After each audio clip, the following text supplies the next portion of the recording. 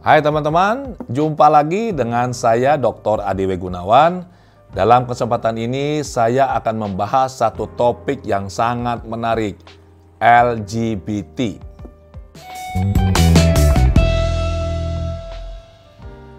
Saya kutip dari laman American Psychological Association. LGBT ini singkatan dari lesbian, gay, biseksual, dan transgender.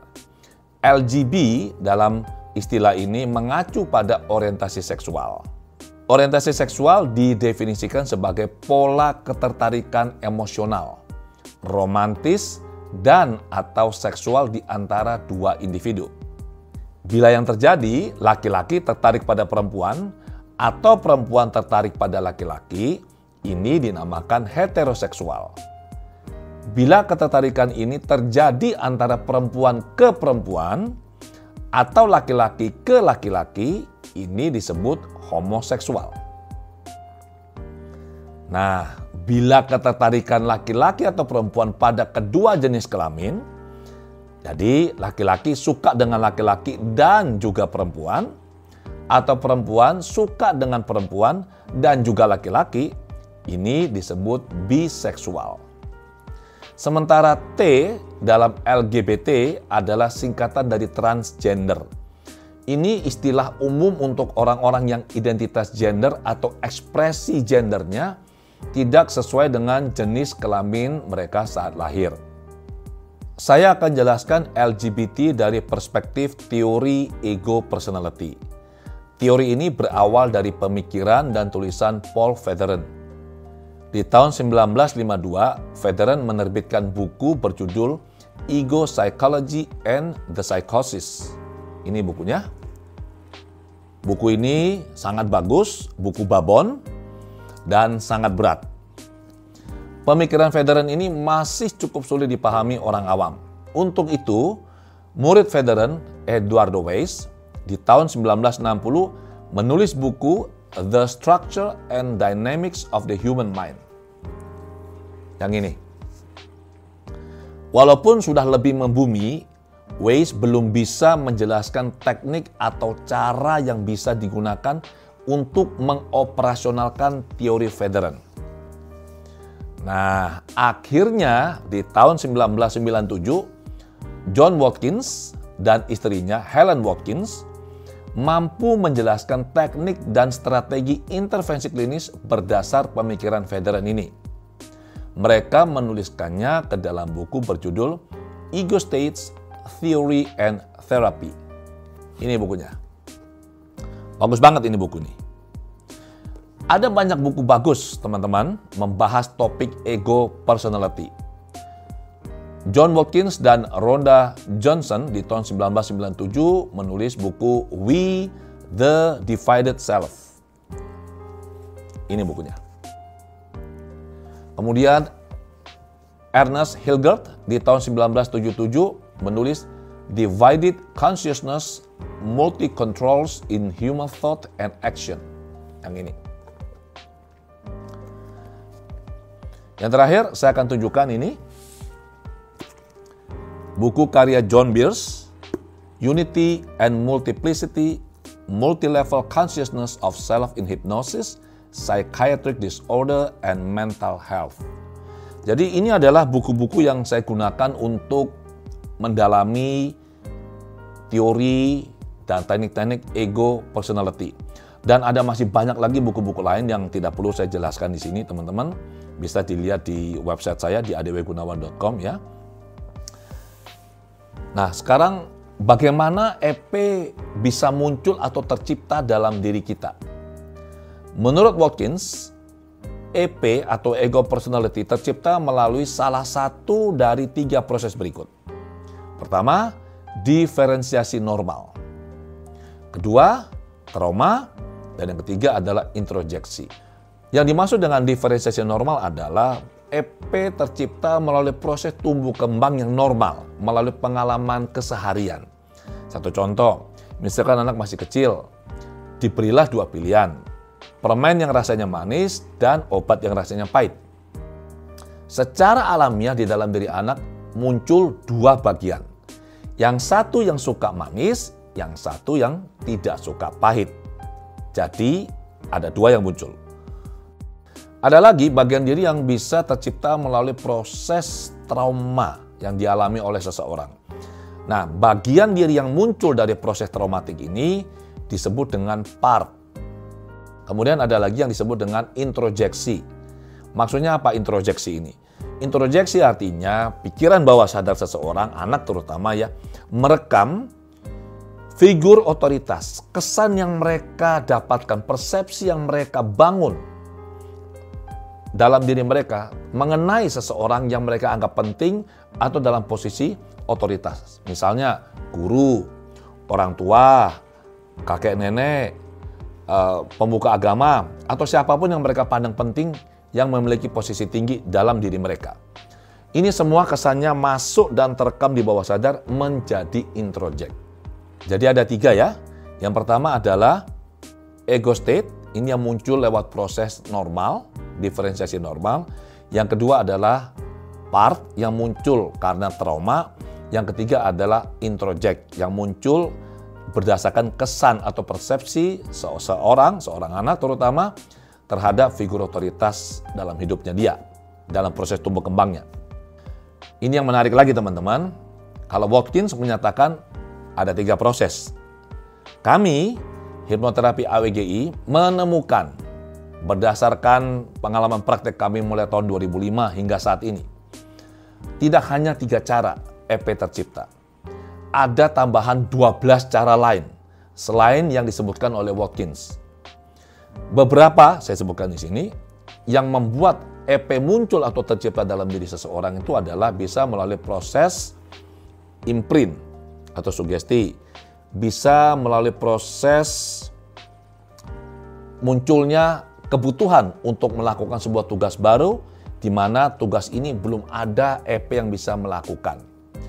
Bisa juga lewat proses terekamnya data atau emosi atau memori saat seseorang ada di dalam kandungan ibunya.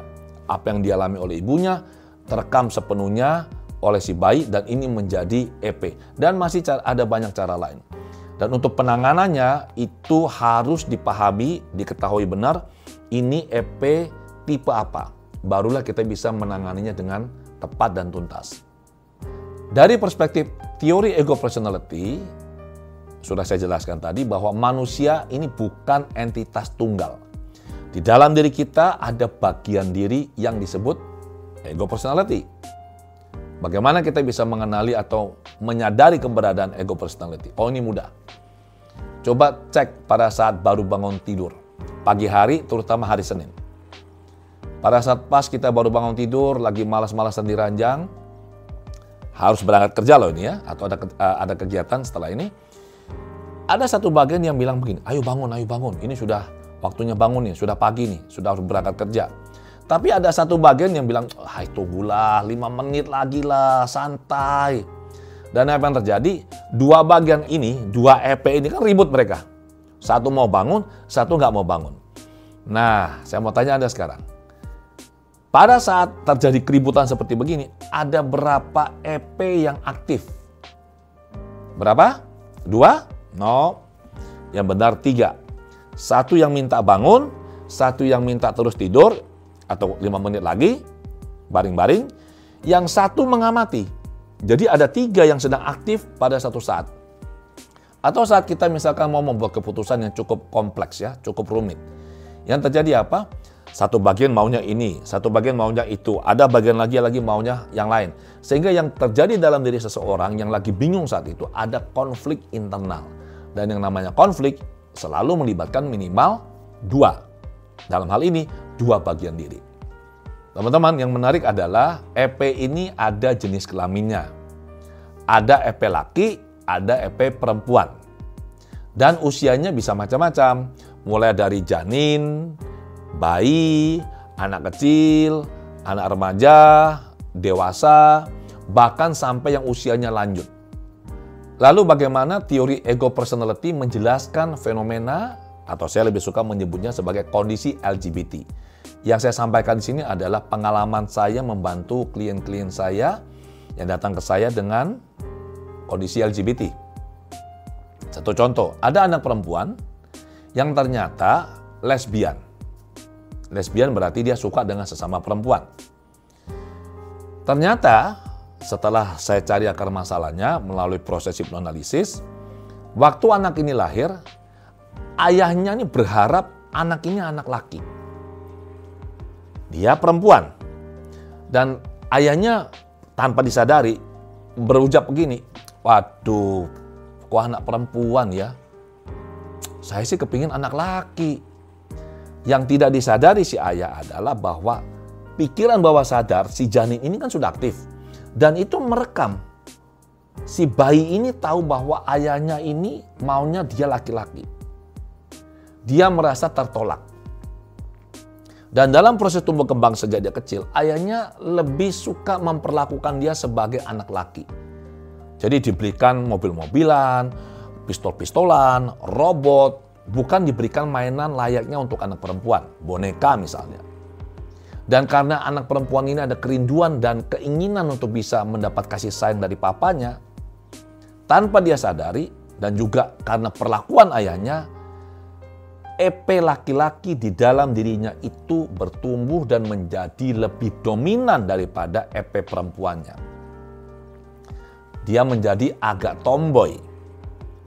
Setelah dia dewasa, yang terjadi adalah EP laki-laki yang dominan di dalam dirinya dia ini mencari pacar atau pasangan. Nah, sekarang kalau laki-laki mencari pasti pasangannya perempuan dong. Laki-laki cari perempuan. Masalahnya adalah si EP dominan laki-laki ini dia tinggal dan menjalankan tubuh seorang wanita. Yang dilihat oleh publik atau orang adalah ada seorang wanita, dia suka dengan wanita lain. Kalau kami hipnoterapis yang membantu klien seperti ini, maka yang kami lihat adalah betul ini tubuhnya wanita, tapi ada bagian diri atau EP laki-laki dominan dan EP laki-laki ini mencari pasangan perempuan. Inilah disebut dengan lesbian. Bagaimana dengan gay? Sama. Ada anak masih kecil, ini kasus nyata nih teman-teman ya. Jadi ibunya punya anak sudah 3 nih, dia paling kecil yang laki nih, perempuan laki. Entah kenapa waktu kecil si ibu ini tiba-tiba punya ide begini. Kalau saya make upin anak saya ini, saya kasih lipstik, saya kasih bedak, rambutnya saya sisir yang seperti perempuan, saya kasih rambut palsu, saya kasih pakaian perempuan, kira-kira jadinya seperti apa ya anak laki saya ini? Ini ibu iseng ini. Dilakukanlah seperti ini. Yang tidak ibunya sadari adalah pada saat dia melakukan ini, di dalam diri anak ini tercipta satu EP perempuan. Dan si ibu ini kan senang nih, aduh kamu cantik ya begini ya. Anak ini bawah sadarnya menangkap bahwa wow, dia mendapat perhatian dari ibunya yang selama ini dia tidak dapatkan. Ibunya kelihatan gembira sekali melihat dia sebagai seorang wanita. Dan setelahnya EP ini bertumbuh semakin lama semakin kuat dan dominan. Setelah dia remaja, dia dewasa, apa yang terjadi? Tubuhnya laki-laki yang dominan EP perempuan, maka EP perempuan ini akan mencari pasangan laki-laki atau pria. Yang dilihat orang adalah ada satu orang laki-laki pacaran atau mencari pasangan laki-laki. Ini disebut dengan gay. Kalau kami hipnoterapis melihatnya, betul ini tubuhnya laki-laki, tetapi yang dominan adalah EP perempuan. Mencari pasangan laki-laki. Sampai sini jelas teman-temannya. Bagaimana dengan biseksual? Sama saja. Biseksual itu berarti di dalam diri seseorang ini ya. Misalkan seorang laki-laki. Ada 2 bagian dirinya yang dominan. Sama-sama kuatnya, laki dan perempuan. Normalnya adalah di dalam diri kita, kalau saya laki-laki, yang dominan benar adalah bagian diri saya yang maskulin, yang laki-laki. Kalau dia wanita, yang dominan adalah yang perempuan. Nah, apabila misalkan seorang laki-laki, yang dominan adalah 2 ini, laki dan perempuan, ini yang laki, EP laki nanti mencari pasangan perempuan, ini normal. Nanti EP perempuannya mencari pasangan laki-laki. Nah, ini yang disebut dengan biseksual. Demikian juga pada wanita. Kalau dua-dua dominan sangat kuat, bisa mencari pasangan yang seolah-olah yang perempuan cari perempuan, kemudian yang perempuan bisa cari laki. Saat klien datang ke kami dan mengaku atau menyatakan dirinya lesbian, gay, biseksual, atau transgender, maka kami tidak dalam posisi menilai, melakukan penghakiman, atau apapun. Klien jumpa saya, ada yang datang bilang sama saya, Pak Adi, saya ini seorang gay. Dia bilang, oke, terus apa yang kamu ingin saya bantu? Saya diminta jumpa Pak Adi oleh tante saya. Oke, terus? Tante saya bilang, Pak Adi bisa bantu saya? Saya bilang, oke, kamu gay. Kamu bahagia nggak dengan kondisi ini? Dia bilang, saya bahagia. Saya bilang, ya sudah. Duh, terus Pak Adi tidak akan mengubah saya. Saya bilang, bukan tugas saya mengubah Anda. Tugas saya membantu Anda. Selama Anda bahagia dan itu pilihan hidup Anda paham dengan segala konsekuensinya, itu haknya Anda. Saya tidak akan berkomentar mengenai hal ini. Jadi tugas saya hanyalah membantu sebatas yang saya bisa lakukan. Dan semua yang Anda lakukan, Anda putuskan, itu pilihan hidup Anda. Saya hargai ini. Saya akan ceritakan bagaimana cara saya dan murid-murid saya, hipnoterapis AWGI, membantu klien yang lesbian, biseksual, atau homoseks. Apabila mereka datang ke kami dan minta tolong kami untuk membantu mereka, agar mereka katakanlah yang perempuan, dia heteroseksual, jadi tadinya suka sama perempuan juga, sekarang bisa kembali suka sama laki-laki, dan dengan perempuan netral, atau yang laki-laki yang tadinya suka dengan laki-laki, dia ingin bisa kembali laki-laki yang suka dengan perempuan, sementara perasaannya dengan laki-laki yang lain menjadi netral. Maka yang kami lakukan adalah, atas izin klien, kami mengakses bawah sadarnya, kemudian kami akan bertemu dengan bagian diri yang dominan ini. Jadi misalkan seorang wanita lesbian, yang dominan kan adalah bagian dirinya yang laki-laki. Maka yang saya lakukan adalah, saya akan melakukan edukasi, negosiasi, menjelaskan, reedukasi, apapun. Untuk bisa memberikan pemahaman kepada EP ini, bahwa ini si klien ini minta kalau bisa kamu jangan terlalu dominan. Kamu harus berada di latar belakang untuk mendukung hidupnya dia. Yang dominan adalah EP-nya perempuan. Setelah dilakukan negosiasi, diedukasi, si EP ini setuju, maka EP laki-laki yang dominan ini tadi akan berada di latar. Sekarang yang maju aktif menjalankan diri si klien ini adalah EP perempuan. Dan ini juga bicara soal energi ya teman-teman. Jadi EP ini ada energinya, ada powernya. Jadi kalau EP yang dominan ini adalah yang laki, powernya misalkan 100, sementara EP yang perempuan ini powernya cuma 30, nggak akan bisa menang dia. Tugas kami hipnoterapis untuk melakukan edukasi sehingga EP dominan laki-laki ini bersedia dengan sebuah teknik mentransfer, memberikan energinya atau powernya dia ini dari dirinya dia yang laki-laki kepada EP perempuan. Sehingga EP perempuan ini menjadi lebih dominan dan bisa mengendalikan, mengekspresikan dirinya melalui tubuh wanita ini. Hal yang sama juga dengan klien pria. Jadi kalau ya klien pria yang gay, yang aktif adalah dominan adalah EP perempuannya, maka saya akan mengedukasi EP perempuan ini agar supaya dia bisa mundur dan berada di latar belakang dan mengizinkan bagian diri yang laki-laki, EP laki-laki yang menjadi dominan dan mendominasi menjalankan hidup si klien. Tentu ketertarikannya dengan sesama jenis itu perlu kita netralisir juga, dan ini bicara teknik yang lain. Sekarang bagaimana dengan transgender? Transgender ini adalah mereka yang katakanlah ya, saya pernah nangani ini seorang laki-laki, dia merasa dirinya tidak cocok jadi laki-laki. Dia mau jadi perempuan. Dan dia mau ke Thailand untuk operasi. Umurnya kurang lebih 21 tahun. Memang kulitnya halus sekali ya, tutur katanya juga lembut, gerakannya juga seperti wanita, gemulai. Dan dia datang ketemu saya untuk meminta pendapat dan saran. Semacam kayak second opinion. Dia sudah menjadwalkan mau ke Thailandnya kapan, nanti operasinya di mana. Saya hanya bilang begini sama dia, apakah Anda yakin ini yang Anda inginkan? Dia bilang, saya yakin. Oke. Terus apa yang Anda minta dari saya? Saya minta pendapat Pak Adi mengenai kondisi saya. Saya bilang, oke. Saya ingin tahu secara fisik kamu ini laki atau perempuan. Maka saya menyarankan dia ke dokter, ke androlog untuk dilakukan tes. Hormonnya semua dites, dicek oleh dokter. Dokter mengatakan bahwa ini secara fisik dia laki-laki. Nah, dia datanglah lagi jumpa saya membawa hasil tesnya dan saya bilang, ini hasil tesnya menyatakan kamu laki-laki. Loh, tapi kenapa saya ingin menjadi wanita, Pak? Oke, kita cari di bawah sadar apa yang terjadi. Ternyata setelah saya telusuri, di dalam dirinya dia ada satu bagian yang namanya Denise. Ini EP perempuan yang sangat dominan. Sementara EP laki-lakinya namanya Mark. Ini lemah, tidak kuat.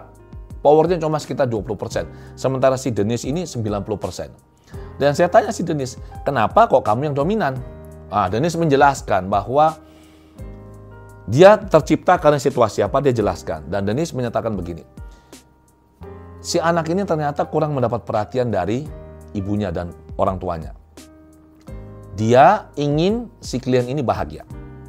Maka pada suatu kejadian tertentu, saat dia mendapat perhatian agak lebih, dan saat itu tanpa dia sadari dia agak gemulai, teman-temannya memberikan perhatian, seperti itu, bawah sadar menangkap, wow, kalau saya agak gemulai begini, lingkungan memperhatikan saya, memberikan tepuk tangan buat saya.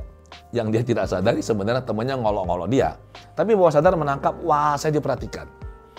Maka sejak saat itu muncullah satu bagian ini, si Denise ini, dan semakin lama Denise menjadi semakin kuat dan dominan. Waktu duduk di kursi terapi saya, dia datang sebagai laki-laki, dia duduk kakinya ini terbuka begini, agak mekakang begini. Yang lucu teman-teman ya, pada saat saya mengaktifkan atau mengakses si Denise ini, EP perempuannya, kakinya nutup, dia duduknya menyamping, saya di sebelah kanannya. Tidak layak dong seorang perempuan duduk di depan laki-laki, di sampingnya ada laki-laki dan kakinya dibuka lebar-lebar begitu. Dan pada saat saya minta si Mark yang aktif, dia kembali lagi posisinya duduk seperti biasa dan kakinya dibuka lagi seperti begini. Dia nyaman sebagai laki-laki. Nah, saya melakukan edukasi, saya melakukan reedukasi, merekonstruksi memori terciptanya kejadian si EP ini muncul dan akhirnya dia tidak jadi operasi. Ya. Ada juga kasus yang saya pernah dengar, seorang wanita yang benci dirinya karena dia wanita. Dia terlahir sebagai wanita. Dia benci karena dia ingin menjadi laki-laki. Dia merasa dirinya laki-laki. Dia sampai pada saat remaja itu tidak mau pakai bra, kemudian dia pakai kain untuk dibebet begini supaya, payudaranya itu kempes. Dan singkat cerita dia sampai melakukan pengangkatan payudara, dia sampai melakukan pengangkatan kandungannya, dia benar-benar mau jadi laki-laki. Tapi teman-teman, setelah ini dilakukan, dia tidak menemukan kedamaian. Tetap dia merasa gelisah. Saya diskusi sama teman saya yang tahu kasus ini, saya bilang, yang terjadi adalah sebenarnya fisiknya ini murni perempuan, asli perempuan. Tetapi EP-nya ini yang dominan. Nah, kalau EP ini diproses, dia tidak akan operasi, saya bilang. Kita bisa membantu dia mengembalikan dirinya agar supaya kalau dia perempuan, dia benar-benar kembali sebagai wanita utuh. Kalau dia laki-laki, dia menjadi laki-laki utuh. Begitu teman-teman yang saya bisa sampaikan. Jadi ini adalah pengalaman kami dan perspektif teori ego personality dalam melihat dan menyikapi kondisi LGBT ini. Semoga informasi ini bisa bermanfaat. Sampai jumpa di lain kesempatan.